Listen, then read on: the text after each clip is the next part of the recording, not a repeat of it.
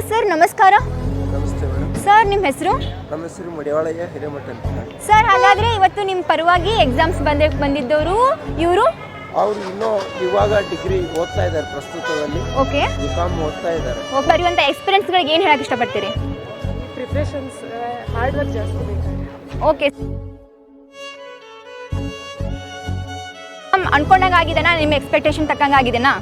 ಆಗಿದೆ, ಅದು ಇನ್ನೂ ಬೆಟರ್ ಆಗಬೇಕಿತ್ತು. ಓಕೆ. ಆದರೆ ಇನ್ನೂ ನಾ ಈ ಫಸ್ಟ್ ಟೈಮಲ್ಲಿ ಅಟೆಂಡ್ ಮಾಡಿದ್ದು. ಆದರೆ ಈ ಬ್ಯಾಂಕಿಂಗ್ ಎಕ್ಸಾಮ್ಸೇ ಯಾಕೆ? ಬ್ಯಾಂಕಿಂಗ್ ಫ್ಯೂಚರ್ ಇದೆ ಮ್ಯಾಮ್. ಓಕೆ. ಗ್ರೋತ್ ಚೆನ್ನಾಗಿದೆ. ಓಕೆ.